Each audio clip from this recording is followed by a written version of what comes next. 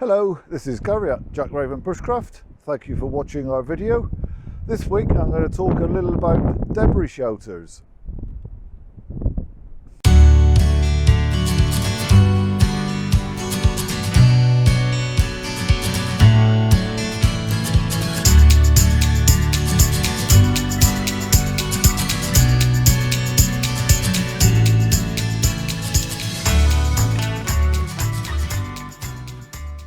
In the past I've done videos and indeed blog posts around this kind of shelter, so a kennel shelter, where essentially we've got these two Y-shaped sticks and a central ridge pole, and this is a kind of a good way of going about it. So this particular method means that we don't have to use cordage, so it's self-supporting. Couple of very simple design principles. It stays up of its own accord, and as I say, we're not using any cordage.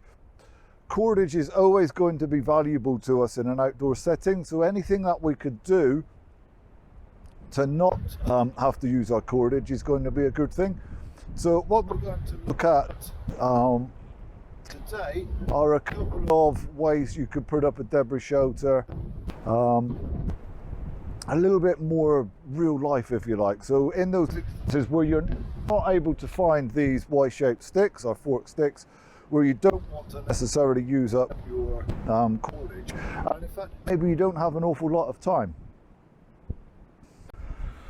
So this particular shelter, it needs a little bit of work on it now. You can see there's a few gaps in it. This one was built in sort of mid-November last year, so it's kind of been up about 4 months. But what we did with this one was to take advantage of this kind of Y shape going on here in the tree. So instead of collecting those two Y-shaped sticks, we've just used something that nature has already provided with us. So from there, all we needed to do was get our ridge pole and then get all of our sticks up against it.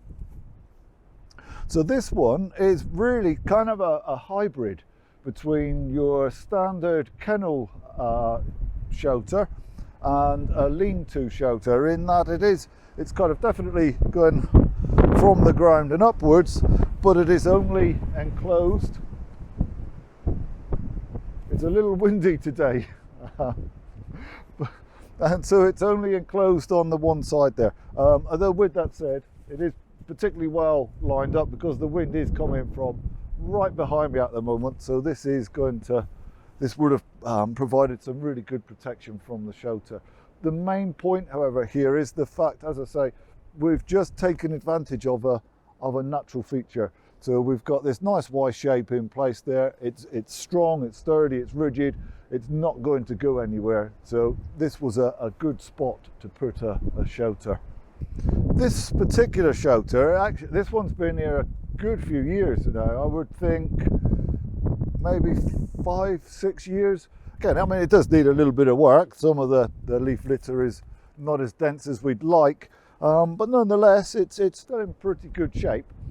This shelter, what we did, again, we've taken advantage of something that nature's provided us. So this is a hornbeam that's blown over. What you can't see from this particular shot is as it carries on, it's got itself stuck in the Y shape of another tree. So one of the issues that you need to be looking out for if you're going to start using a fallen tree is that it's robust, that it's stable, that as you put more weight onto it, as you construct your shelter, it's not going to actually be so much weight that the whole thing topples over and squashes you as you're in there. So as I say, this one, it's going up into the branches of another tree just over there. So that gave me confidence that this would be a suitable location to construct my shelter.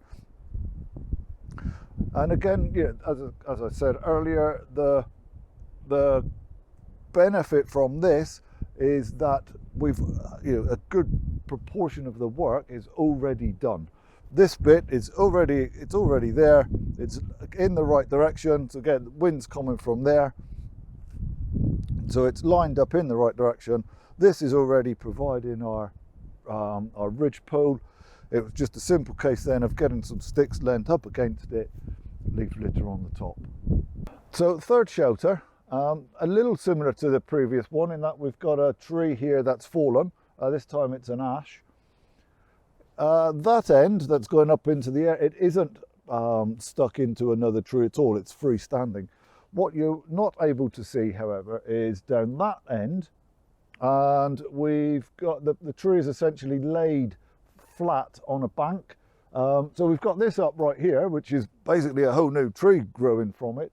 About 3 meters down that direction, there is a bough that has become a tree, and also put out its own root system. So what I did with this one before the shelter was built was I walked up along the tree here and bounced up and down on it vigorously to see what it was likely to do.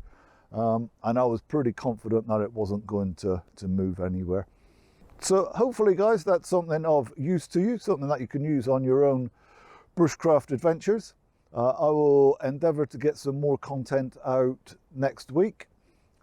Make sure you don't miss out on that. You can subscribe to either our blog or our YouTube channel, both of which are Jack Raven Bushcraft. In the meantime, take care, stay safe.